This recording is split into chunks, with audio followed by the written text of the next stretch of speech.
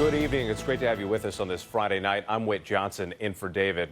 And we begin tonight with a potential escalation in the war in Ukraine. Russia accusing Ukrainian helicopters of violating its border, attacking an oil storage facility inside Russia. Ukraine not confirming or denying the charge. And tonight, Ukraine is saying its armed forces have retaken control of more than 24 cities and towns as Russian troops have pulled back.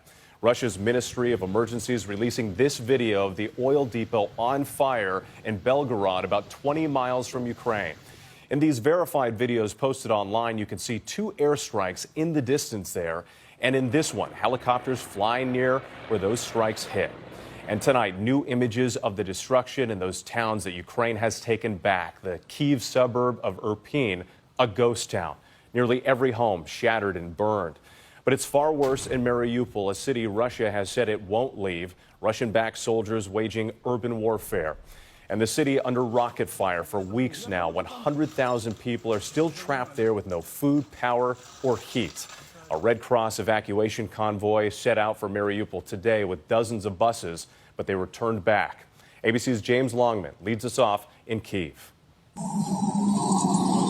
Tonight, an astonishing admission. Moscow saying Ukraine carried out this airstrike on fuel depots inside Russia. That's the first time Russia has admitted to an attack by Ukraine since the invasion began. In these videos posted online, watch as missiles, apparently fired from 2 helicopters, rain down on the fuel tanks. They're located some 20 miles from the Ukrainian border. Flying low to evade radar, the helicopters make their escape. Ukraine's defense ministry spokesman later saying he could neither confirm nor deny that Ukraine was responsible. This as peace talks continue. Ukraine's chief negotiator telling ABC News that negotiating positions change day to day depending on battlefield gains or losses, which makes talks, quote, extremely difficult.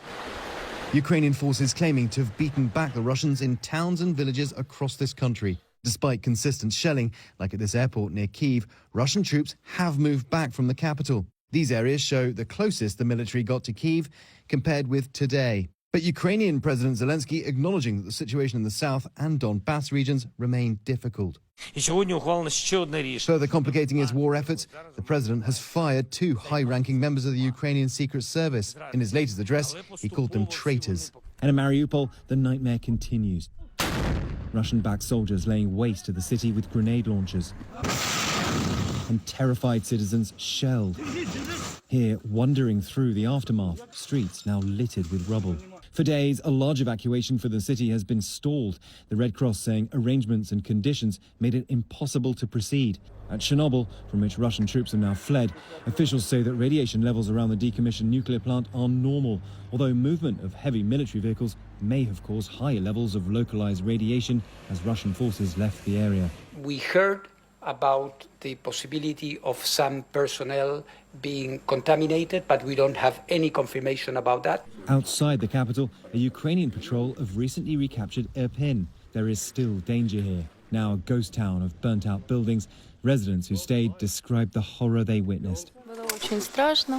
It was very scary, Lilia says. I was frightened when the Russians came to check things out.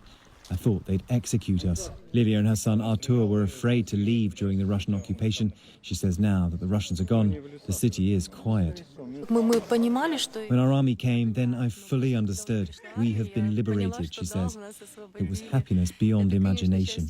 In recently liberated Ivankiv, a local official posting this photo, showing joyful residents posing with the Ukrainian flag. The victories, though, are hard won. The price, heartbreaking loss felt across the country. In Lviv, funerals held every day for fallen Ukrainian soldiers. 3 families laying their brave sons to rest. This a family's goodbye. More lives lost in defense of their nation. Extraordinary loss just over a month into this war. James Longman back with us again tonight from Kyiv. And James, you're learning more about what happened to those Ukrainian generals President Zelensky fired? Well, this is the first time President Zelensky has commented on these 2 generals, both of whom have now been stripped of their command. It's understood one fled Ukraine before the invasion began. It's not known where either of them is now, but President Zelensky did go on to praise Ukrainians who are still defending their nation.